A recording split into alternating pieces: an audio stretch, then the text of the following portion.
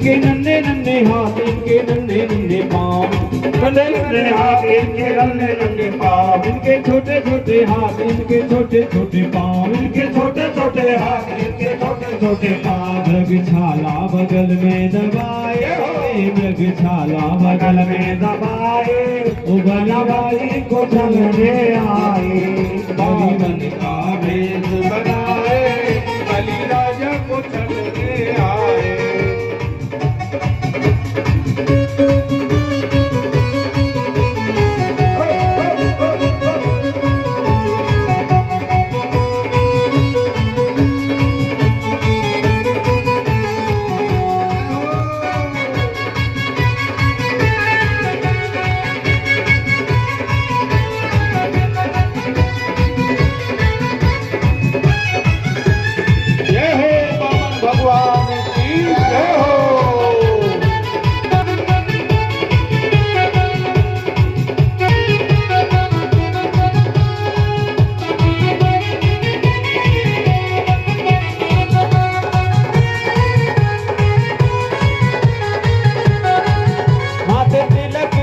सिर पे छत्र सोहे, माथे तिलक सोहे, सिर पे ओ माथे तिलक सोहे, सर पे छत्र सोहे, माथे तिलक सोहे, सर पे छत्र सोहे। हाथों में कमंडल झुलाए, हाथों में कमंडल झुलाए, बलि राजा को चलने आए, हाथों में कमंडल झुलाए, बलि को चलने आए।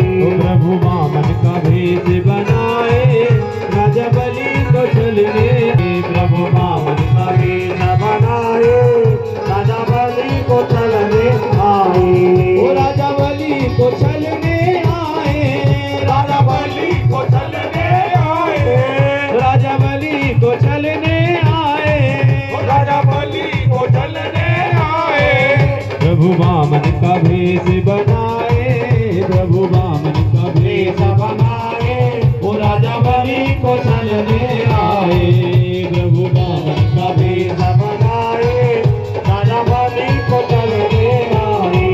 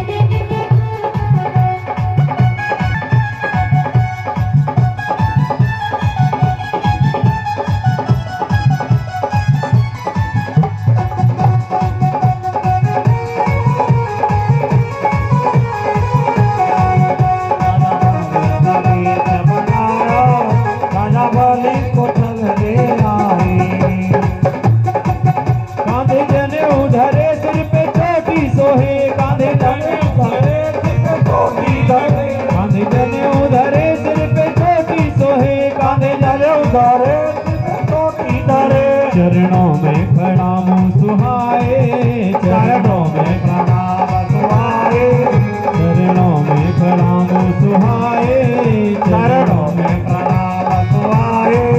राजा बलि को चलने आए, बलि वामन का भेष बनाए, राजा बलि को चलने आए, राजा बलि को चलने आए, राजा बलि को चलने आए, राजा बलि को चलने आए, राजा बलि को चलने आए। ओ हरि वामन का, ओ प्रभु वामन का, ओ हरि वामन का भेष बनाए, राजा बलि को चलने आए, प्रभु वामन का भेष बनाए, राजा बलि को चलने आए। ओ प्रभु वामन का भेष बनाए, राजा बलि को चलने आए, प्रभु वामन का भेष बनाए, राजा बलि को चलने आए।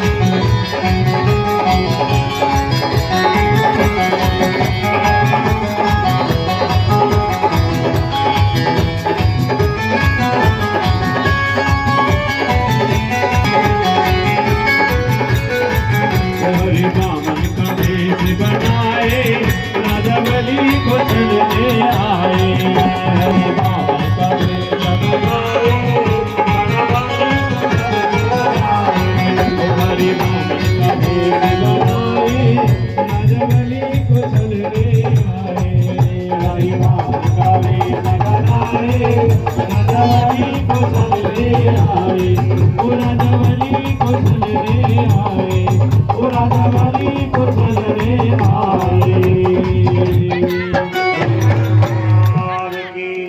बोल वामन भगवान की जय जय श्री राम।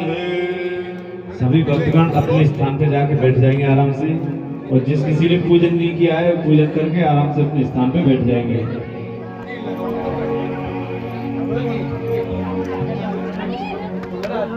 जय भगवान आशीर्वाद देंगे। तो सामने महिलाएं खड़ी हो, कृपया अपने स्थान पे बैठे। बैठ जाओ माताएं, सभी बैठ जाए। मैं आपसे कह रहा हूँ आप बैठो, बिराजो अपने स्थान पे बैठ जाओ। बैठो बैठो। है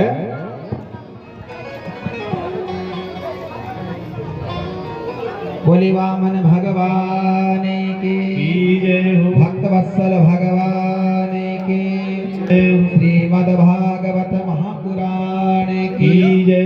जय जय श्री राधे श्याम। यही तो आनंद है साथ।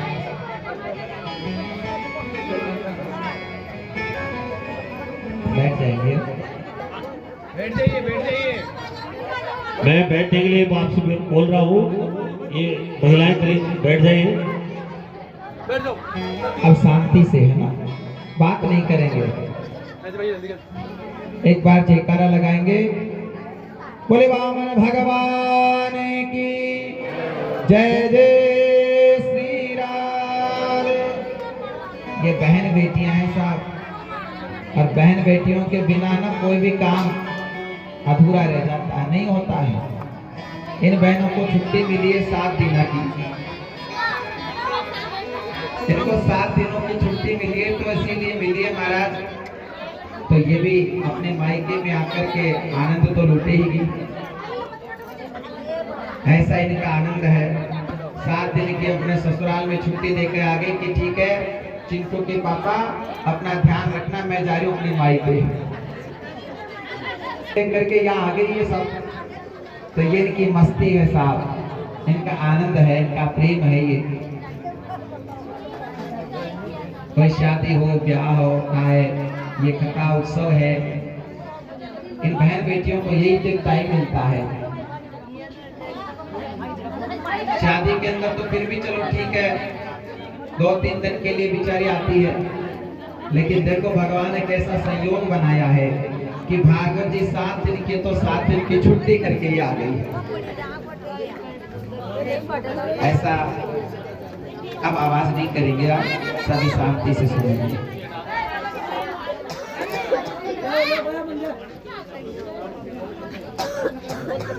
अब बात नहीं करेंगे। मैं तुम्हारी बड़ाई कर दिया तो तुम बोली जा रही हो क्यों? और बुराई कर दूंगा अभी। बोले वामन भगवान की जय जय श्री राम। तो देखो इस प्रकार वामन भगवान का अवतार हुआ, और वामन भगवान इस सारे भिक्षा लेकर के अपने गुरुजी बृहस्पति को देते हैं। गुरुजी कहते हैं वामन हमें तो त्रिलोकी की भिक्षा चाहिए। तो कहा गुरुजी त्रिलोकी की भिक्षा कहाँ लेकर के कहाँ से लाऊं? तो कहा चले जाओ नर्मदा नदी के किनारे, वहां शुक्राचार्य जी के चेला राजा बलि यज्ञ कर रहे हैं, और उनके पास त्रिलोकी की भिक्षा लेकर के आओ। तो छोटे से भी देखे ना वामन भगवान, बस इतने से थे वामन भगवान। और कहा तुम जाओ राजा बलि के पास और त्रिलोकी की भिक्षा लेकर के आओ। छोटे से मेरे वामन भगवान वहां जाते हैं जहां राजा बलि यज्ञ में बैठे थे। ब्राह्मण लोग महाराज हवन करा रहे थे। ओम ब्रह्मज्ञानम प्रथमं पुरुषाद सीमतः सुरुचो वेने आवह सबुधन्या उपमा असविष्टाः सतश्च योनिं सतश्च विवाह। आहुतियां लग रही थी, वहां वेद पाठ हो रहा था। वहीं पर छोटे से नन्हे से मेरे वामन भगवान पहुंच जाते हैं। राजा बलि यज्ञ में बैठे थे, जैसे दूर से देखा राम ये कौन आ रहा है, कहीं साक्षात सूर्य भगवान तो नहीं आगे, इनके माथे पर कितना तेज है, कितने सुंदर हैं, ये कौन है? राजा बलि खड़े हो गए और दौड़ करके स्वागत किया कि स्वागतम ते नमस्तुभ्यं, स्वागतम ते नमस्तुभ्यं, ब्रह्मन के करवामते, ब्रह्मर्षिणां तपसा साक्षात् मन्येत्वा एव पुरुधरम्। स्वागतम ते नमस्तुभ्यं, हे ब्राह्मण कुमार आपको नमस्कार करता हूँ, आपको प्रणाम करता हूँ। ब्रह्मर्षिणाम तप है, ऐसा लगता है कि ब्रह्मर्षियों का तेज है, तप है, कहीं वही तो प्रकट नहीं हो गया। ऐसा मुझे लगता है कि ब्राह्मणों का, संतों का जो तेज है तुम्हारे अंदर प्रवेश करके मानो कि तप के रूप में मेरे साक्षात यज्ञ में दर्शन देने के लिए आ गए हैं। हे ब्राह्मण देवता, बताओ मैं आपकी क्या सेवा करूं? अद्य न पितरा तृप्ता, अद्य न पावितम कुलम। अद्य, अद्य मानी आज, न मानी हमारा, पितरस तृप्ता, आज हमारे पितृ तृप्त हो गए हैं। आपके दर्शन से महाराज हमारे पितृ तृप्त हो गए हैं। और अद्य न पावितम कुलम, ये हमारा जो कुल है वो पवित्र हो गया है।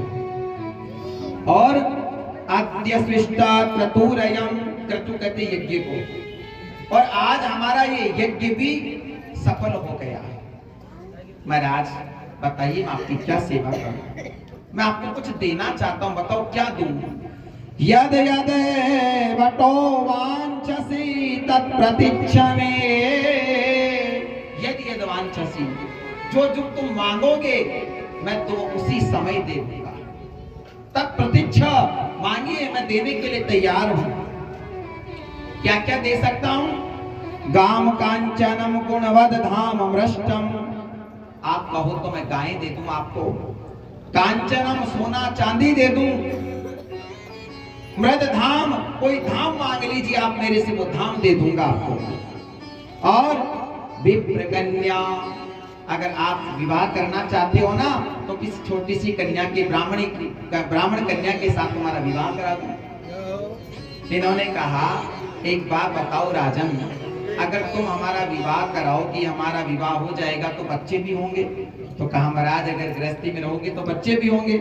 तो कहा बच्चे हो जाएंगे और उनमें से एक आध मर गए तो रोना भी पड़ेगा। तो कहा महाराज बच्चे अगर मर गए तो रोना तो पड़ेगा ना। तो कहा ये भी आप को हमें रोना पड़ेगा? कहा बच्चे आपको रोना पड़ेगा।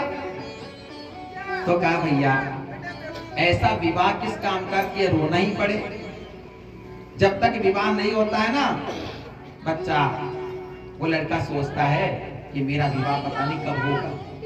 दूसरों के देखता है, वो सोचता है कि इनकी तो शादी होगी, पता नहीं मेरा मेरा मेरा विवाह कब होगा। शादी के लड्डू मन में फूटने लगते हैं। लेकिन याद रखना बंधु, शादी का लड्डू ऐसा कि खाता है वो भी पछताता, नहीं खाता वो भी पछताता। कैसे? ध्यान से सुनो। एक बार क्या हुआ, एक बच्चा था तो पढ़ता नहीं था, स्कूल नहीं जाता था, घर वालों ने बाहर निकाल दिया, चल यहाँ से, काम धंधा नहीं करता, पढ़ता भी नहीं है, घर से निकल जा। अब घर से निकल गया। अब घर से निकल करके सोचने लगा कि मैं क्या करूं, तो कमा के आऊंगा घर। तो उसने क्या किया, वो लकड़ी चीरने वाली मशीन होती है ना, वहां चला गया जहाँ लकड़ी का बुरादा होता है। उसने मांग करके महाराज लकड़ी का बुरादा ले आए कट्टे के अंदर, और लकड़ी का बुरादा ला करके उसमें क्या किया, रंग डाल दिया, रंग बिरंगे, लाल पीला नीला आदि, और उसके लकड़ी के बुरादे के छोटे छोटे लड्डू बना लिया। और लड्डू बना करके सोचने लगा कि इन लड्डुओं को मैं बेचूंगा। कहाँ बेचूं? सोचने लगा बस स्टैंड बेचूंगा, क्योंकि बसें आती जाती रहती है, वहां अपनी स्टॉल लगाऊंगा। तो वहां महाराज अपनी स्टॉल लगा ली उसने, लाल पीले गुलाबी बैंगनी कलर रंग बिरंगे लड्डू। अब महाराज उधर से एक बस आई, बस में लोग बैठे थे। एक ने दिखा दे, राम राम कितने सुंदर सुंदर लड्डू लाल पीली गुलाबी हरी बैंगनी, उतर गया। अरे भाई लड्डू क्या भाव लगाया? का 20 रुपए के 2 किलो। अरे राम, 20 रुपए के 2 किलो? तो 2 किलो दे दे भैया तू। उसने क्या किया, थैली में 2 किलो लड्डू ले आया। इतनी देर के अंदर बस रवाना हो गई, जल्दी से बैठ गया बस में। अब उसने क्या किया, अपनी सीट पर बैठ गया लड्डू लेकर के और सोचने लगा लड्डू तो एक आध तो खाई लूं, 2 किलो है, 1-2 लड्डू खाई लेता हूं। उसने थैली खोल करके खाने लगा। अब सामने एक और बैठा था, उसके सामने पैसेंजर, वो सोचने लगा देखो कितने सुंदर लड्डू ले, मैं भी ले लेता, लेकिन बस रवाना हो गई, मैं भी ले चलता अपने बच्चों के लिए। अब जिसने लड्डू खरीदे उसने क्या किया, थैली खोल करके एक लड्डू मुंह में रखा तो पूरा मुंह कड़वा हो गया, पूरा मुंह कड़वा हो गया। अब मुंह बिगाड़ने लगा, थूक भी नहीं सकता, सामने वो बैठा है, उसके सामने कैसे थूकूं। अब जिसने नहीं खरीदा वो परेशान इसलिए कि देखो मेरे को देखकर के मुंह बिगाड़ रहा है, मेरे को देखकर के मुंह बिगाड़ रहा है, क्योंकि अच्छे अच्छे लड्डू है ना। अब जो खा रहा है वो तो मुंह इसलिए बिगाड़ रहा है कि थूक भी नहीं सकता, क्या करूं अब। और जिसने नहीं खरीदे वो इसलिए दुखी है कि बताओ मेरे को देख करके ऐसे मुंह बिगाड़ रहा है, काश मैं भी लड्डू खरीद लेता। तो बंधुओं ये शादी का लड्डू ऐसा ही है, जो खाता वो भी पछताता है, नहीं खाता वो भी पछताता है। एक बार एक गांव था, पहले के समय की बात है। पहले जमाने में एक भरा पूरा गांव था और गांव के अंदर साधु महात्मा रहते थे ना, बड़ा आदर सम्मान। तो उस गांव में एक फकीर रहता था, तो गांव में भिक्षा मांगता था वो फकीर। तो फकीर भिक्षा मांगता था, दिन में भीख मांगता और रात को जानते हो कहां सोता, जो कुआं होता है, कुएं के पास में एक पारा होता है, कुआं का पारा जानते होंगे लोग, तो वहां सोता था सट करके वहीं पर। तो क्या हुआ, रोज का नियम था उसका यही, भिक्षा मांगता और पेट भर देता। लोग बन के अरे हमारे गांव में एक ही तो फकीर रहता है, लोग उसको दे देते थे, कपड़े लत्ते भी दे देते थे उसको। और रात को महाराज वो सो जाता था वहीं कुएं के पारे में।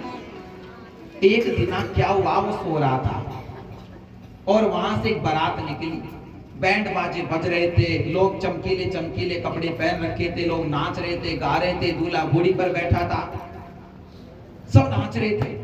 उसने देखा रे जगमगाहट कहां हो रही, तो खड़ा हो गया, देखा तो दूल्हा घोड़ी पर बैठा है, बैंड बाजे बज रहे हैं, बाराती नाच रहे हैं। वो भी देखने लग गया बारात को।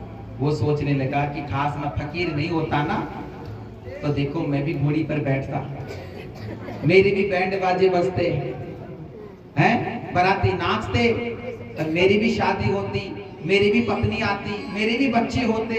वो सोच रहा है और इधर बारात तो निकल गई और सोचते सोचते महाराज उसको नींद आ गई। नींद आई तो यही सपना उसने देख लिया। कौन सा, ये शादी वाला सपना। उसने सपना क्या देखा कि जैसे उसकी भी शादी हो गई। अब महाराज वो भी दूल्हा बना, बैंड बाजे बज रहे हैं, घोड़ी पर बैठा है, लोग नाच रहे हैं, बाराती गा रहे हैं, शादी हो गई। सुंदर चंद्रमुखी जैसी महाराज पत्नी आ गई। अब शादी हो गई, कुछ दिनों बाद बच्चे भी हो गए। अब वो पलंग पर सो रहा है, ससुराल वालों ने डबल बेड का पलंग दिया था, सो रहा था, पलंग पर सो रहा था। अब क्या हुआ कि बच्चा खेल रहा था, खेलते खेलते क्या बच्चे को नींद आने लग गई, बच्चा रोने लगा। रोने लगा तो उसकी जो पत्नी रसोई में काम कर रही थी तुरंत दौड़ी दौड़ी आई, बच्चे को दूध पिलाया। वो सोचने लगी मेरे बच्चे को नींद आ रही, क्या करूं, तो सुला देती हूँ। तो बेड के पास आई, उसने कहा जी सुनते हो, थोड़ा खिसको ना, मुझे बच्चे को सुलाना है। तो थोड़ा सा खिसक गया। उसने कहा अरे कि मेरे पिताजी ने डबल बेड का पलंग दिया है, थोड़ा खिसके में जोर आ रहा है क्या, थोड़ा और खिसको ना। तो और खिसक गया। उसने कहा अरे देखो मैं बच्चे को लिटा करके दूध पिलाऊंगी, आप थोड़ा और खिसको। अब की बार इतना खिसका का महाराज वो तो सपने में था और इधर हकीकत में इतना खिसका कुएं में गिर गया, कुएं में गिर पड़ा वो। अब महाराज चिल्लाने लगे बचाओ बचाओ बचाओ। आधी रात को लोगों ने आवाज, धमकी आवाज, काहे की आई आवाज। लोग जाग गए, अरे ये आवाज काहे की। इसने अरे कुएं के अंदर, हमारा कुएं के पास तो ना फकीर रहता था, कहीं वो तो नहीं गिर गया। लोग रस्सी लाए और उसको बाहर निकाला और पूछा अरे एक बात बता फकीर, तू तो रोज यहाँ सोता था, लेकिन आज कैसे गिर गया इस कुएं में? वो बेचारा कहने लगा, बता भी नहीं सकता कैसे गिर गया वो सोचने लगा, जो सपने में कुएं में गिरना पड़ता है, जिसका हकीकत में ब्याह हो जाता, पता नहीं कौन से कुएं में गिरता होगा। हम तो ऐसे ठन पाल ही सही है, ऐसा करके महाराज वो रहता है। तो यही बात वामन भगवान कहते हैं, भैया हमें ऐसा विवाह नहीं करना है। तो कहा प्रभु बताइए ना, फिर मैं आपको क्या दूं? तो वामन भगवान क्या कहते हैं कि पदानि त्रीणि दैतेन्द्र संमितानि पदा मम। हे राजन, हमें तो 3 पग भूमि दे दो, और वो 3 पैर किसी और के नहीं, हम अपने पैरों से नाप करके लेंगे 3 पैर भूमि, चौथा पैर नहीं लेंगे, 3 पैर अपने पैरों से नाप करके लेंगे।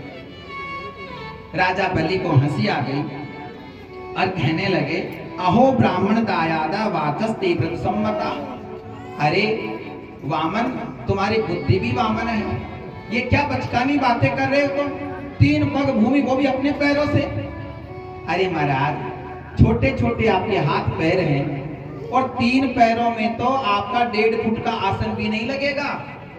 अरे कोई गांव मांगिए, नगर मांगिए, राष्ट्र मांगिए, ये क्या 3 पैर? इन्होंने कहा सुनो राजन, अगर देना है ना तो दो, हम तो 3 पैर भूमि लेंगे अपने पैरों से नाप करके, देना तो दो, नहीं ये चल दिए। अब इतनी देर के अंदर शुक्राचार्य जी बैठे थे यज्ञ में। शुक्राचार्य जी सोचने लगे कि ये बात किससे कर रहा है चेला मेरा, देखे देखो तो सही। महाराज तुरंत समझ गए और दौड़े दौड़े आए और कहने लगे, अरे राजा बलि, जानते हो ये कौन है? इन्होंने कहा ये तो वामन है। अरे नहीं, ये वामन 53 नहीं है, तो कौन है? एष वैरोचने साक्षात भगवान विष्णुरव्यय कश्यपादितेर्जातो देवानां कार्य साधक। अरे राजा बलि, एस वेरोचने साक्षात भगवान विष्णु रब्बे, ये और कोई नहीं है, साक्षात भगवान विष्णु हैं। कश्यप आदित्य के पुत्र रूप में अवतार लेकर के देवताओं का कार्य बनाने के लिए आए हैं। और अगर तुमने ये कह दिया मैं दूंगा तो मना कर दो, मैं नहीं दूंगा। इन्होंने कहा गुरुदेव, मैं क्षत्रिय हूं, मैं क्षत्रिय होकर के कैसे मना कर दूंगा कि मैं नहीं दूं? और एक बात बताइए गुरुदेव, आप ये कह रहे हो कि साक्षात भगवान विष्णु हैं, तो ये बताओ ये दुनिया किसने बनाई? भगवान ने बनाई है ना। और हम कहते हैं ये मकान मेरा, ये दुकान मेरी, हकीकत तो ये तो परमात्मा का है सब कुछ। और अगर ये मुझसे मांगने आए हैं तो मैं मरा तेरा तुझको अर्पण क्या लागे मेरा, ये तो इन्हीं का है, और इन्हीं का इन्हीं को दे दिया, तो मैंने कौन सी शाबाशी पाली गुरुदेव? इन्होंने कहा पंडित जैसी बातें मत कर। कुछ जगह ऐसी होती है जहां झूठ बोलने से पाप नहीं लगता है। कौन सी बातें? अब आप भी सुन लो, कौन कौन सी ऐसी जगह जहां झूठ बोलने से पाप नहीं लगता। शुक्राचार्य शुक्र नीति में बता रहे हैं कि राजन तुम मना कर दे, पाप नहीं लगेगा। ता गुरुदेव कैसे? तो ये कहते हैं, स्त्री सुनर्म विवाहे च वृत्यर्थे प्राण संकटे गो ब्राह्मणार्थ हिंसायां नानृतं स्याद् जुगुप्सितम्। अब कौन कौन सी जगह जहां झूठ बोलने से पाप नहीं लगता? तो पहले का स्त्री, अपनी पत्नी से झूठ बोलने से पाप नहीं लगता। अब आप कहोगे महाराज हमारे पति हमसे झूठ बोलेंगे फिर? नहीं। कौन सी जगह? जैसे एक परिवार था, अब आप समझ लेना कौन सी जगह झूठ बोल सकता है पति। एक परिवार था, एक बच्चे का विवाह हुआ, सुंदर महाराज पत्नी आ गई और दोनों में बड़ा प्रेम था, लेकिन उस बच्चे की आर्थिक स्थिति कमजोर थी। एक बार उसकी वो बाहर काम करता था, पत्नी कहने लगे देखो जी आप बाहर जाओगे, कब आओगे? तो कहा 1 महीने बाद आऊंगा। तो कहा मेरा तो आपके बिना मन नहीं लगेगा, आप 1 महीने बाद आओगे तो कहा देवी काम तो करना ही पड़ेगा ना, मैं 1 महीने बाद आऊंगा। तो कहा मेरे लिए क्या लाओगे? तो कहा बता क्या लाऊं तेरे लिए? तो उसने कहा मेरे लिए आप पायल ले आना। पायल लाओगे ना? तो कहा हाँ मैं तेरे लिए पायल लाऊंगा। पति चले गए काम करने के लिए। 1 महीने बाद पति लौटे तो पत्नी को बता करके गए थे कितनी तारीख को आऊंगा। तो उसने महाराज क्या किया, गाजर का हलवा बनाया, पकौड़ी बनाई, पूड़ी बनाई, बढ़िया सब्जी बनाई आलू मटर की। पति आए, महाराज सेवा करी, भोजन कराया और पंखे से हवा करने लगी। अगर आज की बात माने तो फैन चालू कर दिया, पंखा चालू कर दिया। पति भोजन करने लगे और रात को अपने कमरे में गए तो पूछने लगे लाओ जी मेरी पायल ले आया। अब पति बेचारा इतना कमाता नहीं था, कम कमाता था और अपनी पत्नी को भी खुश रखना चाहता था वो। अब क्या करे? तो उसने कहा अरे भाग्यवान, मैंने क्या किया, पायल तो ले ली थी तेरी, लेकिन क्या हुआ कि आज जल्दीबाजी के अंदर सुनार से वो पायल लाना भूल गया। अब की बार जाऊंगा ना तो पायल ले आऊंगा, तेरे लिए तू चिंता मत करना। तो देखो जब की बार नहीं भूलोगे ना? तो कहा नहीं भूलूंगा अब की बार। अब पतिदेव फिर काम करने के लिए चले गए। अब 1 महीने बाद फिर लौटे। पत्नी ने महाराज फिर कुछ बढ़िया माल बनाया पति के लिए, भोजन कराया। रात में कमरे में गए, पूछा कि लाओ मेरी पायल ले आए। अरे देवी मैं पायल तो ले आया सुनार से तो, और जहां मैं रहता हूँ ना कमरे पे, उस कमरे पे रखाया। और जैसे मैं आने लगा तो बस जल्दी आ गई। मैं जल्दीबाजी में उसको अटैची में रखना भूल गया, वो अलमारी में रह गई। अब की बार जाऊंगा तो ले आऊंगा। तो देखो अगर कोई पति गरीब है बेचारा और वो नहीं पायल नहीं बनवा सकता पत्नी के लिए, और पत्नी को भी खुश रखना चाहता है, पत्नी को नाराज नहीं करना चाहता, तो अगर इस तरीके से झूठ बोल देवे ना तो पाप नहीं लगता है महाराज। समझ गए? इस जगह झूठ बोल सकता है पति। दूसरा, नर्म विवाहे चाहिए, किसी का विवाह नहीं हो रहा और अगर बच्चे का विवाह नहीं हो रहा और जितना मरा आटे में नमक होता है उतना सा झूठ बोल दो आप और उसका विवाह हो जाता है। जैसे महाराज बच्चा कमाता 50,000 और आप उसमें कहते 55,000 कमाता है, हल्का सा झूठ बोल दिया ना, तो भगवान कहते भैया अगर उसका विवाह हो जाता इतना सा झूठ बोलने से तो उसको पाप नहीं लगता है। दूसरा, प्रत्यर्थ किसी की नौकरी जा रही है और केवल आप उसको बचा सकते हो और आपको बोलने से अगर उसकी नौकरी बच जाती है तो वहां झूठ बोल दो, वहां पाप नहीं लगता है। दूसरा, प्राण संकटे, किसी को फांसी की सजा हो रही है और आप जानते हो ये व्यक्ति निर्दोष है, इसने वो हत्या नहीं करी, उसने वो पाप नहीं किया और आप जानते हो इसने वो निर्दोष है और एकमात्र आपकी गवाही अगर उसको फांसी के तख्ते से बचा सकती है तो वहां लिखा हुआ है कि वहां झूठ बोल जाइए, पाप नहीं लगता। तो इन्होंने कहा गुरुदेव मेरे ऊपर तो फांसी भी नहीं लग रही, मेरी नौकरी भी नहीं जा रही गुरुदेव, मैं कैसे कह दूं, ये तो भगवान है कि मैं नहीं दूंगा, मैं दूंगा गुरुदेव।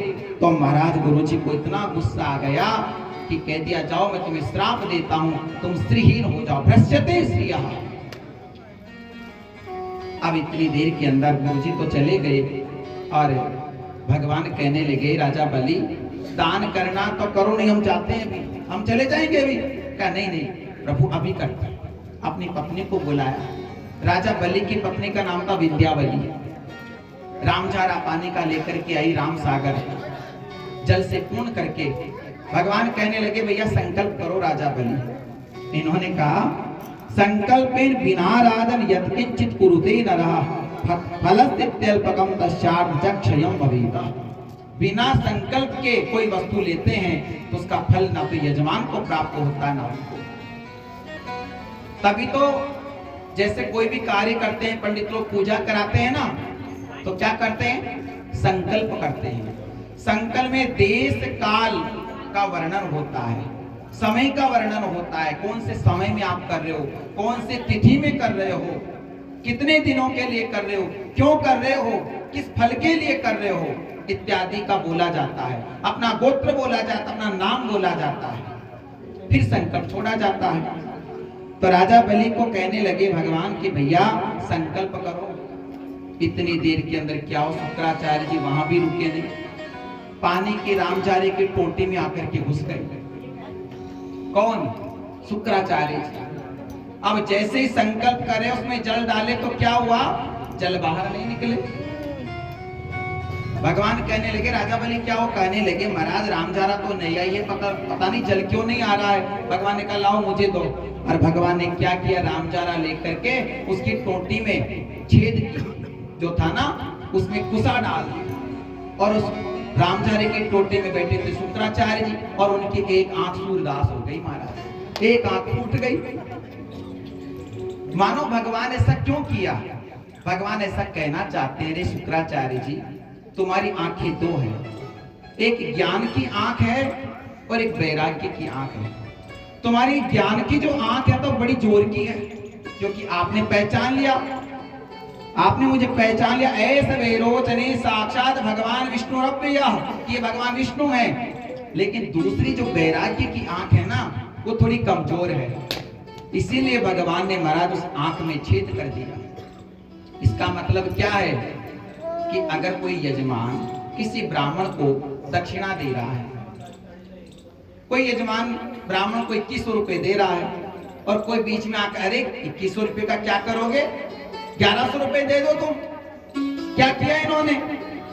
ऐसे जो व्यक्ति होते हैं ना महाराज, ऐसे व्यक्ति सूरदास, उनकी आंखें फूट जाती है एक आंख से। आज भगवान ने यही दृष्टांत बताए रहे हैं यहाँ पर। और शुक्राचार्य जी की आंख फूट, संकल्प हुआ ब्राह्मण रूपाया इमाम त्रीणि पदानि पृथ्वीम अहम संप्रददे, नाम गोत्र का उच्चारण करके जल छोड़ा, कहा प्रभु मैंने आपको 3 पग भूमि दी। और उसी समय महाराज पृथ्वी नापे एक में दूजे में आकाश, एक पग से भगवान ने क्या किया, पृथ्वी लोक को नापा। भू जो लोक है, तल अतल वितल सुतल तलातल महातल पाताल, नीचे के लोक नाप लिए। और एक पग से भू भुवा स्व मह जने तपय सत्यम, 7 लोक ऊपर के और 7 लोक नीचे के, 14 लोक भगवान ने नाप लिए महाराज। इन्होंने कहा राजा बलि 3 पग की बात थी भैया, बताओ तीसरा चरण कहाँ रखूं मैं। अब तो महाराज राजा बलि समझ गए और सारे सैनिक भगवान को घेर लिए। इन्होंने कहा अरे भैया रहने दो, ये क्या कर रहे हो तुम। कहते हैं जब भगवान का चरण ऊपर गया ना बंधुओं, और ब्रह्मांड का कटा फूट गया भगवान के नाखून से, और उसमें से चिन्मय धारा निकल पड़ी भगवान के नाखूनों से। वो क्या थी, गंगा जल। जैसे चरणों से निकली, ब्रह्मा जी ने उसको कमंडल में धारण कर लिया बंधुओं। और फिर आगे क्या होता सुनोगे। फिर वो गंगा 3 लोकों में गई। फिर तो कहते वो गंगा जल जो था, उस गंगा जल को ब्रह्मा जी ने कमंडल में धारण कर लिया था। और इधर जब भगवान ने ऊपर के और नीचे के लोग नाप लिए ना, तो इन्होंने कहा राजा बलि 3 पग की बात थी, 2 ही तो पग नापा हूं मैं, तीसरा पग कहां रखूं बताओ। तो राजा बलि कहने लगा प्रभु एक बात बताइए मुझे, धन बड़ा होता है कि धनवान, धन बड़ा होता है कि धनवान। भगवान कहने लगे भैया धन से बड़ा धनवान होता है। भगवान कहते हैं धन से बड़ा धनवान होता है। तो राजा बलि कहते हैं प्रभु अभी तक तो आपने मेरे धन को नापा है, अभी तक तो मैं तो जिंदा हूं ना, आपने मुझे तो नापा ही नहीं। और उसी समय राजा बलि बैठ गए और कहते हैं प्रभु आप अपना चरण मेरे माथे पर रख करके 3 पग पूर्ति कर दो। यदोत्तम श्लोक भवान ममेरितम वचो व्यलीकम स्वरवर्यमन्यत। हे प्रभु आप इस वचन को पूरा कर लीजिए, मेरे माथे पर अपना पैर रख दीजिए और उसी समय भगवान ने जैसे ही अपन राजा बलि के माथे पर अपना चरण रखा, आकाश मार्ग से ब्रह्मादि के देवता पुष्प बरसाने लगे। बाहर राजा बलि, तेरा जैसा भाग्यवान कौन होगा। आज स्वयं गोविंद ने, अरे ब्रह्मा जी को तो गंगा जल मिला है, लेकिन तुमको तो साक्षात जहां से गंगा प्रकट हुई है वो गंगा जी का जो चरण है, जहां मायका है वो मायका ही तुम्हें मिल गया। गंगा जी का मायका क्या है? भगवान के चरण। तो तुम्हें तो गंगा जी का मायका ही मिल गया। जिस गंगा जल को भोलेनाथ ने माथे पर धारण किया है, अरे उनको तो गंगा जी का चरणों, भगवान का चरणों तक मिला है, लेकिन तुमको तो साक्षात भगवान का चरण मिल गया है। अरे राजा बलि, तुम्हारे समान कोई धन्य नहीं है। भगवान प्रसन्न हो गए और भगवान कहते हैं, भाई राजा बलि, हम आपसे बड़े प्रसन्न हैं। अगर तुम चाहो तो महाराज ये वापस तुम रख लो। ये इन्होंने कहा, नहीं प्रभु, ब्राह्मण को कोई वस्तु दान की जाती है ना, वो वापस नहीं ली जाती। नहीं महाराज, आप तो सर्वेश्वर हैं, मैं वापस नहीं लूंगा। तब भगवान ने कहा, राजा बलि, हम तुम्हें वचन देते हैं, इस बार तो नहीं, अगला जब मनवंतर होगा तब तुम इंद्र बनोगे। इन्होंने कहा, प्रभु मैं आपसे कुछ मांगना चाहता हूँ। इन्होंने कहा, बताओ क्या मांगना है। राजा बलि कहते हैं, प्रभु मैं ऐसा वरदान दीजिए मुझे कि हर घड़ी मैं आपको देखता रहूं बस। इन्होंने कहा, राजा बलि, तुम सुतल लोक चले जाओ, और तुम कह रहे हो कि हर पल मैं तुमको देखता रहूं, इसका मतलब क्या है? मुझे तुम्हारी चौकीदारी करनी पड़ेगी क्या? क्योंकि चौकीदारी की तरह तुम्हारी देखभाल करनी पड़ेगी।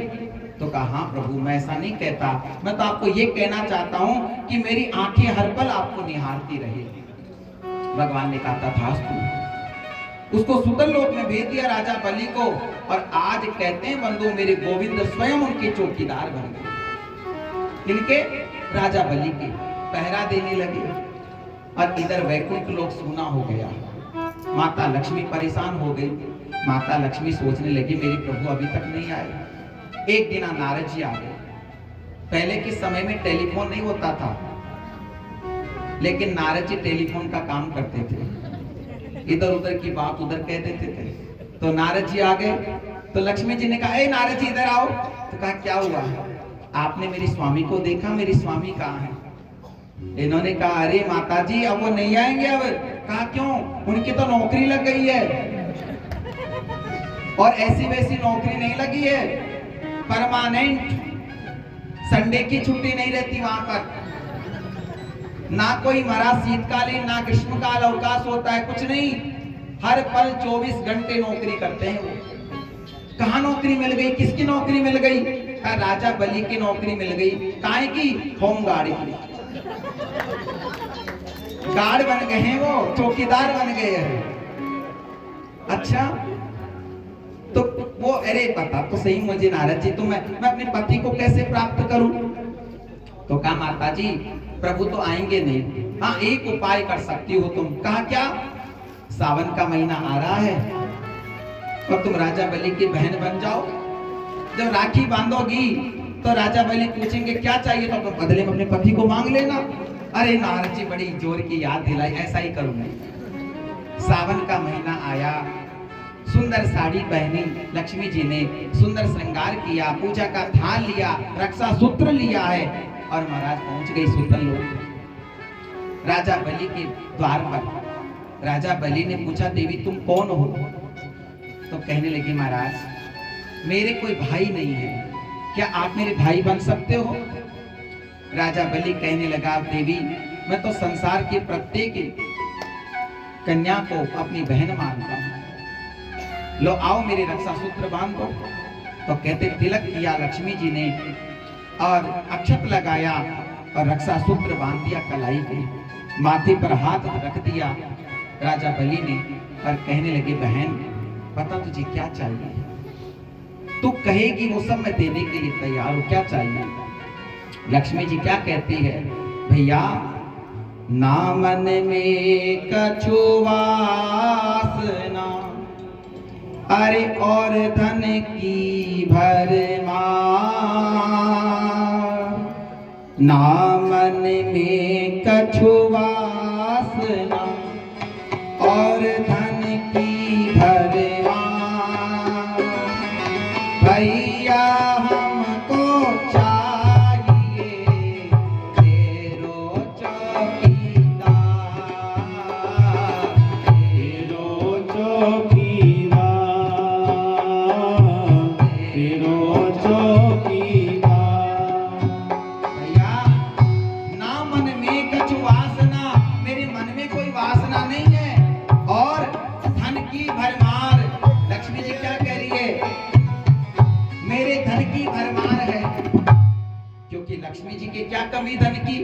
लक्ष्मी जी तो दुनिया को देती है।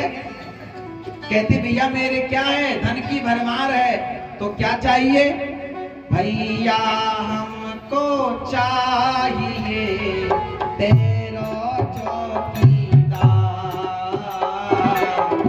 तेरो चौकीदार,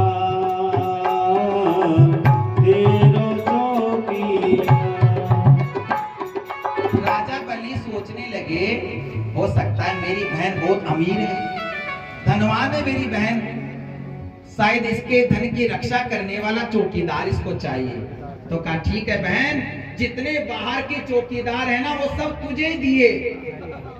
लक्ष्मी जी खड़ी, भगवान विष्णु टेढ़ी नजर से देखे तो डायरेक्ट बात क्यों नहीं करती। नामन में कछुआस और धन की भरमार, नामन में कछुआसना और धन की भरमार, भैया हमको चाहिए ये तेरो चौकीदार, तेरो चौकीदार।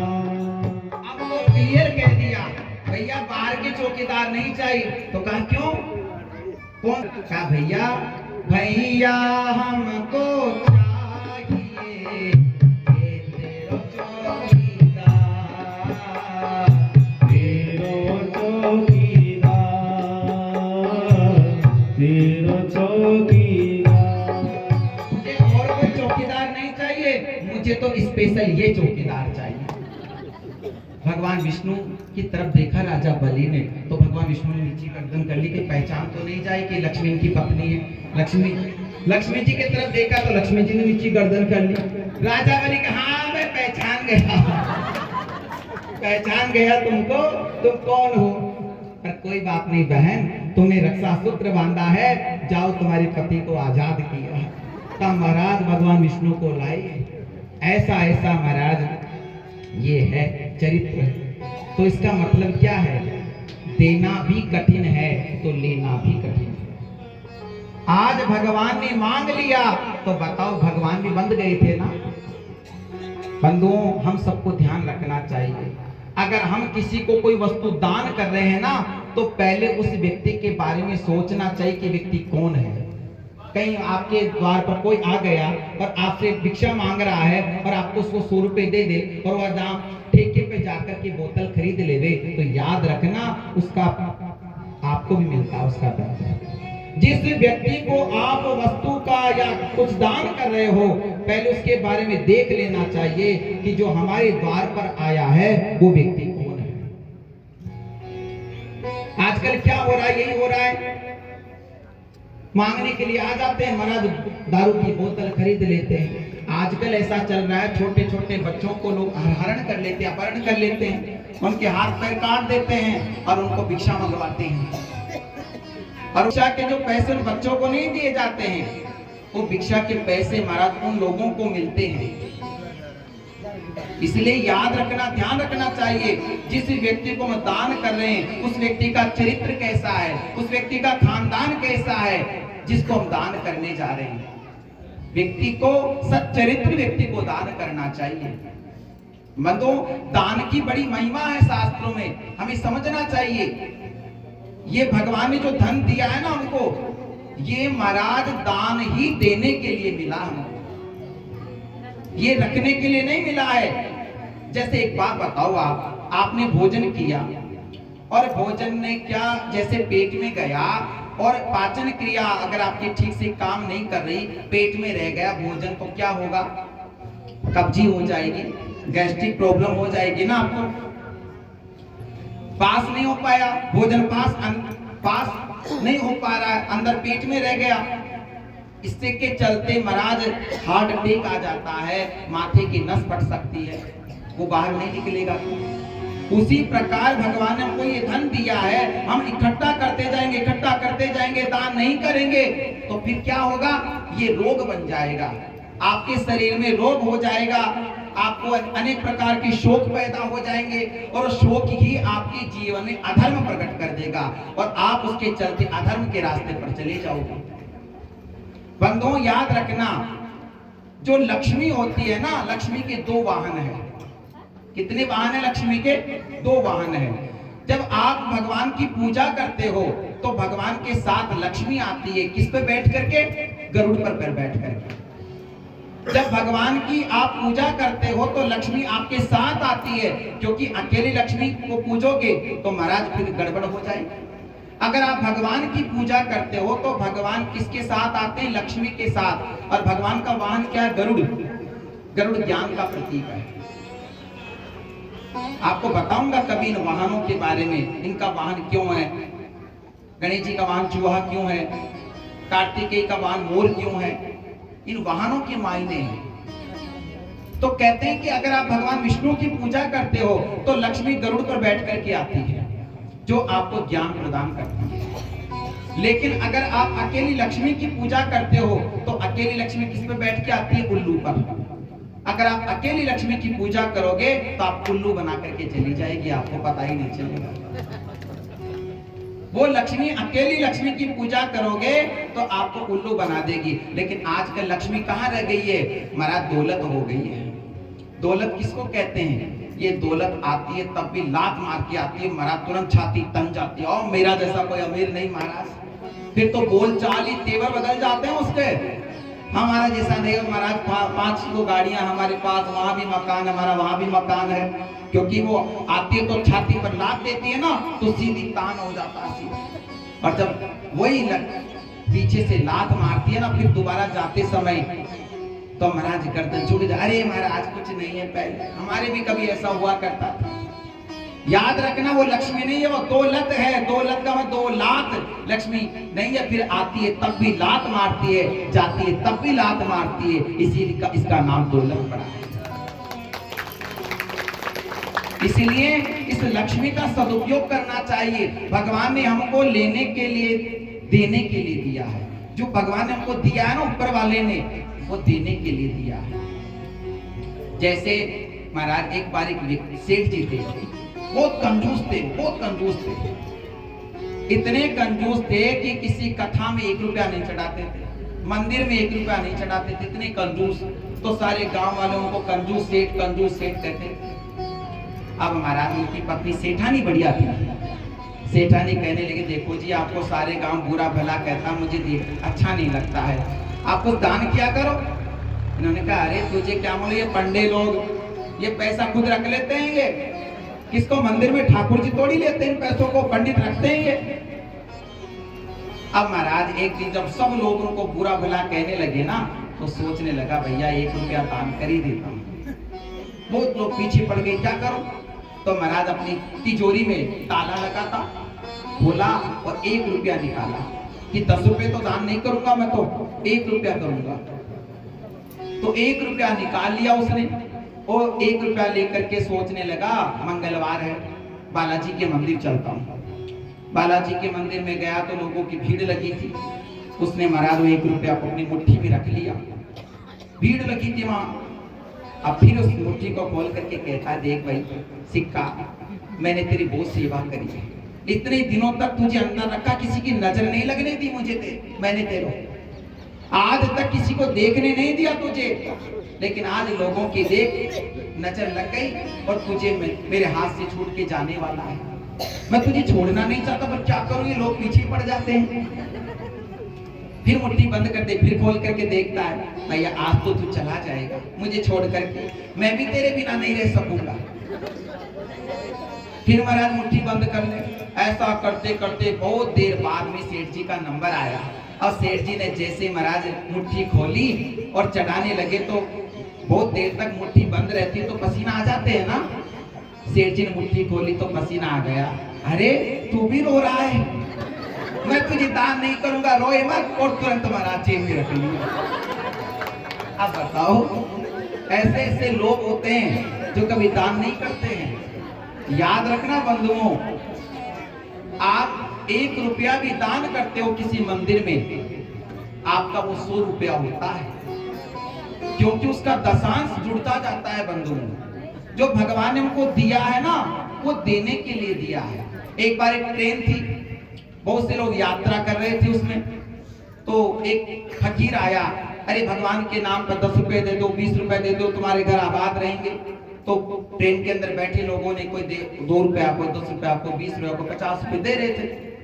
अब उससे ऊपर वाली सीट पर एक व्यक्ति बैठा था, उसने नीचे वाले को दिया कि भैया मेरे भी 10 रुपए दे दे उसको। तो नीचे वाले को दिया, तो नीचे वाले, लो फकीर लो ये 10 रुपए। उसने कहा भैया तुम खुश रहो, तुम्हारा परिवार खुश रहे, बाल बच्चे खुश रहे। वो हंसने लगा, अरे मैंने नहीं दिया, ऊपर सीट पे बैठा वो दे रहा है, मैंने तो दिया, मेरे को क्यों धन्यवाद दे रहा है। तो याद रखना बंधु, ये ऊपर वाला कौन है? ये ऊपर वाला है परमात्मा, और नीचे वाला कौन है? हम। ऊपर वाला ने हमको दिया किस लिए? देने के लिए। ट्रेन में ऊपर बैठा कौन है? परमात्मा, मतलब ऊपर वाला, और नीचे वाला कौन है? हम। मानो ऊपर वाले ने हमको दिया है कि भैया उन लोगों को दो। अगर कोई गरीब है, कोई पिता अपनी कन्या का विवाह नहीं कर सकता, तो भगवान ने अगर आपको दिया है तो उस कन्या का विवाह कराइए। कोई पिता है अपने बच्चे को पढ़ा नहीं सकता है, और भगवान ने आपको दिया है, तो आप वहां अपने उस बच्चे को पढ़ाइए, उस धन का सदुपयोग कीजिए। ये दान की महिमा है। तो आइए, अब यहाँ लंच भी, विश्राम का समय भी अतिक्रांत हो गया है, आधे घंटे का विश्राम, और फिर उसके बाद में आपको पता है भगवान मर्यादा पुरुषोत्तम राम जी का चरित्र होगा, और फिर हमारे नंद घर आनंद भाई ओझे कन्हैया लाल की कन्हैया भी आने वाले हैं। तो सीधे भैया वृंदावन में जाने की तैयारी करना, बस आने वाली तैयार रहना। आज का फलार जो है वो हनुमान जी अवतार जी सैनी की तरफ से है, और ये विद्वानों का सम्मान कर रहे हैं, व्यास जी का सम्मान कर रहे हैं। तो भैया लादुरी डागर का भी फलार है, तो आज का भी फलार है, दोनों ने मिलकर दिया है।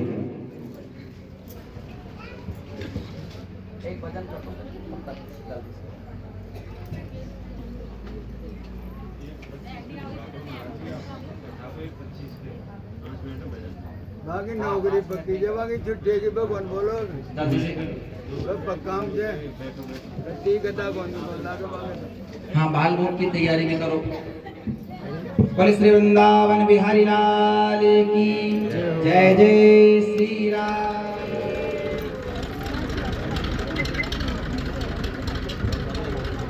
बोले वृंदावन बिहारी लाल की जय। आइए, एक छोटा सा भजन गाएंगे, नाचते झूमते हुए।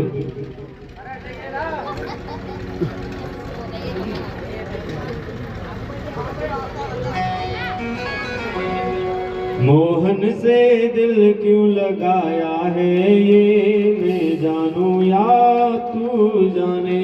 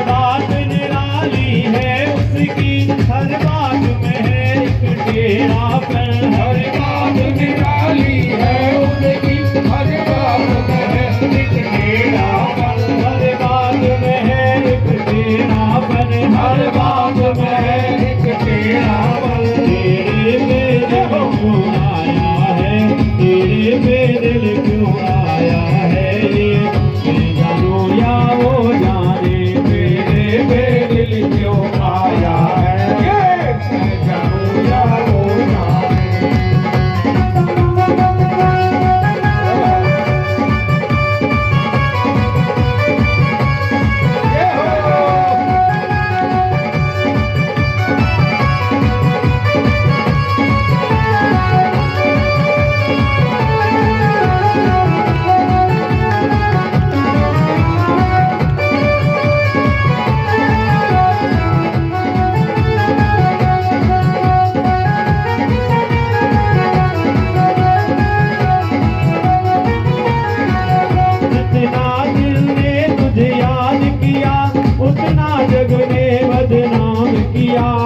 उतना जग ने बदनाम किया, उतना जग ने बदनाम किया। बदनामी का फल क्या पाया है, बदनामी का फल क्या पाया है।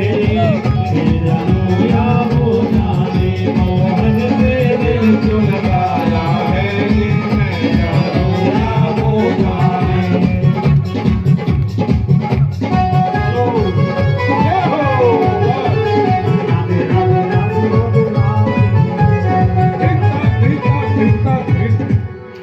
बोल गोविंद भगवान ये मेला